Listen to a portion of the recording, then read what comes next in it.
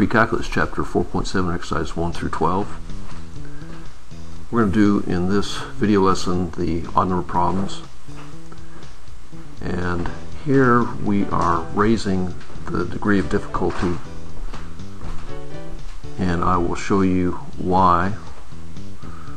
That up till now what we've been doing is determining sine and cosine based on where we are at what angle. So if we had, like, what I'm putting here is, we have pi over 2 here on the x-axis, pi, and we'll call this on the left negative pi over 2, and then negative pi over here on the left. And our sine function is, and then we have 1 to negative 1. For a sine function is going to look something like this, reach a maximum at pi over 2, then come down here, reach a minimum, or actually reach 0 at pi, so the thing will go like this, something like this. And then over here to the left, we get to negative pi over 2, we're going to be going like this, and then coming back to 0 at pi, so we have a full sine. So that's going to be the sine function. But what we're doing in inverses is we are taking the value of the sine, in this case a domain, from negative 1 to 1, and using that to find what the angle was that produced that sine value. So we're going to go ahead and take a look at turning this around.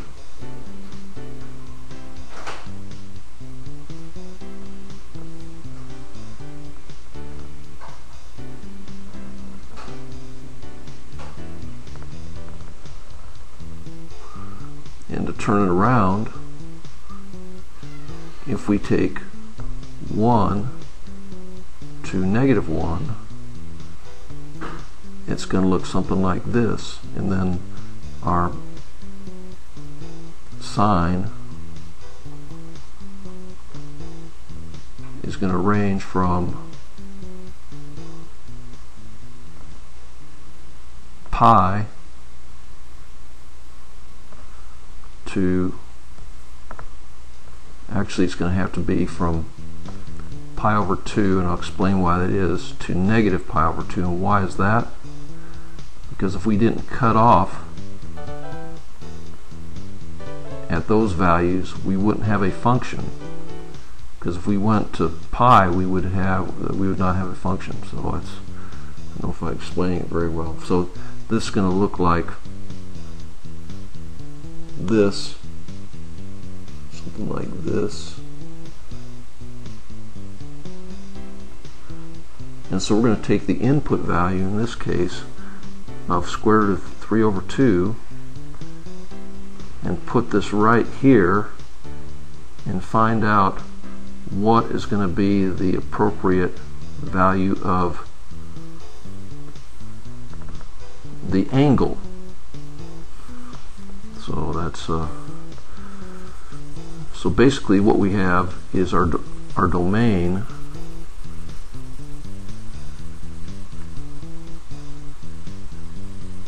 is going to be between negative 1 and 1. So our answers are going to be between pi over 2 in quadrant 1 down to negative pi over 2 in quadrant 4.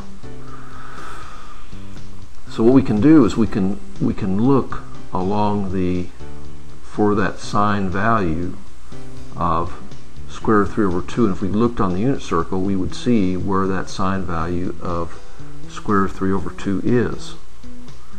So we're looking for what angle produces that sine value.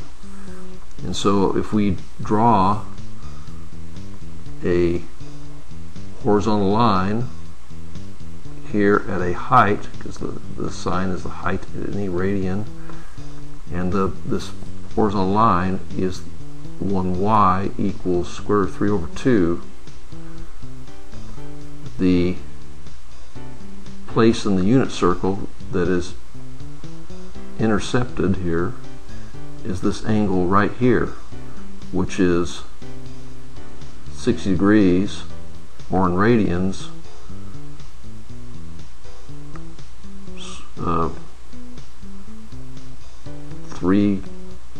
pi over 3, yes. So our answer, the inverse sine, what angle does it take to get a sine of square root of 3 over 2? That is going to be 60 degrees in degrees, or pi over 3 radians in radian measure. So basically what we're looking for sine and cosine is anything that will have something of a square root of 3 in it is going to be 60 degrees or 30 degrees. If it's 1/2, that's going to be 60 degrees or 30 degrees. If it's something with square root of 2, that's going to be a 45 degrees or pi over 4 radians.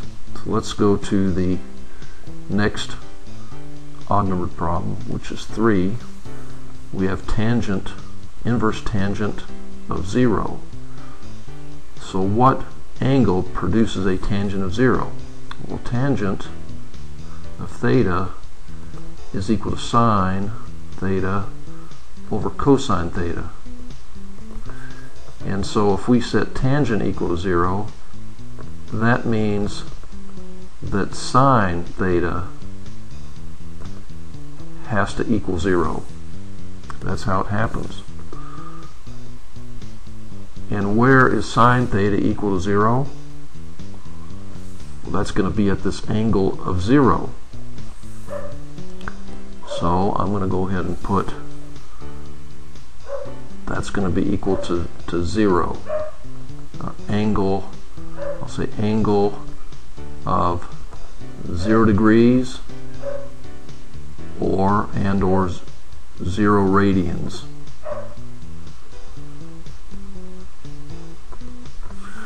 Next on our problem, which is 5, we have an inverse cosine problem. Now, inverse cosine is going to be a different animal than sine for this reason, is that if we go from, if we take make a graph here from 0 to pi at the right, negative pi at the left, negative pi over 2, and pi over 2. What is that going to look like? Well, at 0, the cosine is going to be 1. So I'm going to put 1. I'll put 1 up here and negative 1 down here. And so at 0 we have 1, and then cosine is going to, a value of cosine is going to be 1 at the angle of 0, and then 0 at pi over 2, and then at pi our cosine value is going to be negative 1, and over here on the left side we have this looking arrangement here. So what we have here is, if we take the same domain that we did for sine, we would have between negative pi over 2 and pi over 2, and we wouldn't be able to get a one-to-one relationship. So in the instance of cosine, we have to evaluate between 0 and pi, or between 0 and 180 degrees to get a one-to-one relationship. So the inverse cosine is going to be between 0 and 180 degrees, or between 0 in pi. And so what angle produces a cosine of 1/2? Now if we look at this graph here, we see a cosine value of 1/2. What angle is it that produces that? Okay, it's going to be less than pi over 2. It's going to be pi over 3, because if pi over 3, now drawing this, that's intention is that to be a 60-degree angle, or pi over 3, we have our adjacent side is going to be 1/2 of our hypotenuse, and so 60 degrees is going to be the angle in degrees that produces a cosine of 1/2, or pi over 3 radians. We really have to do some thinking on these.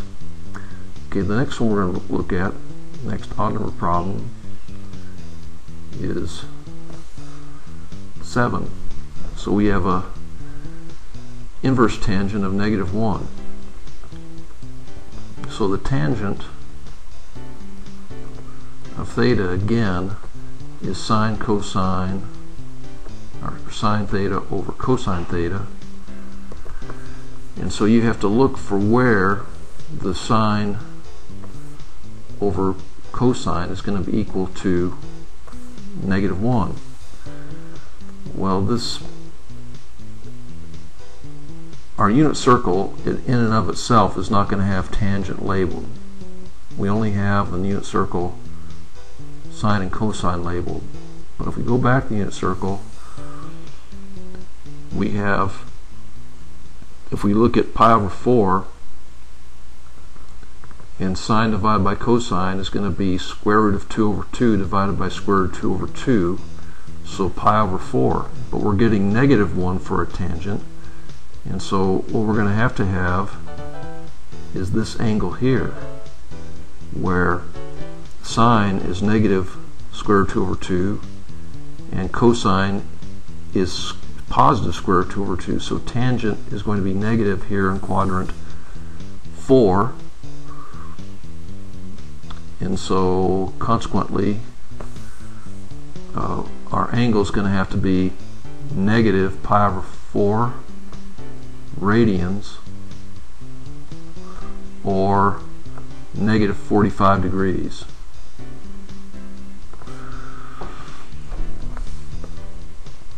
I'm going to show you something there at the very end of this to kind of check. Next on our problem is 9. We have the inverse sine of -1 over square root of 2. Well, this is a little bit of a disguise, because if we look in the unit circle, we don't see -1 over square root of 2 anywhere. But what happens is, the reason we don't see it is because this -1 over square root of 2 is not rationalized, and if we multiply this fraction by square root of 2 over square root of 2 and multiply across, in the numerator we have negative square root of 2, and the denominator we have square root of 2 times square root of 2 is 2. So this is going to be equivalent to the inverse sine of negative square root of 2 over 2. And if we had our unit circle, we would see that this would occur at negative 45 degrees, that would be in degrees, or negative pi over 4 radians. So that's what number 9 is going to be. Next, we go to problem 11. We have cosine, inverse cosine is equal to 0. Well, if we look at an XY coordinate plane. I'm just going to draw the top half of the unit circle like this. Okay, your cosine value is x.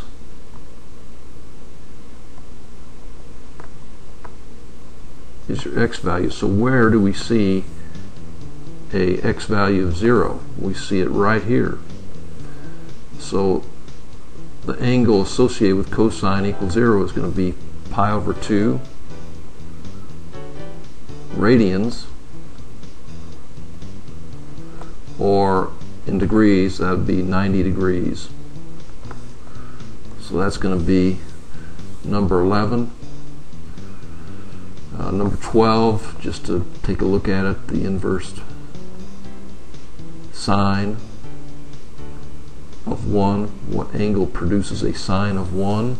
I think you should be able to figure that out by looking at this drawing here. I want to do one last thing and look at a calculator. And even though it says not to do it with a calculator, let's we're going to go ahead and replicate problem 9.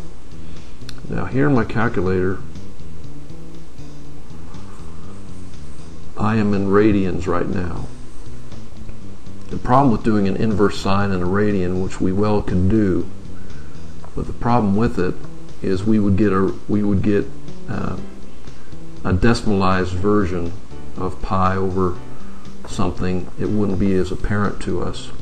So I want to change my mode to degree, just so we'll be able to see better what it is. So here we've set this to degree, and I clear this out. We can see that we are in degrees. So I'm going to go to inverse sine, which is second sine, and I'm going to have negative 1 over square root of 2. So I make this 1 over square root of 2,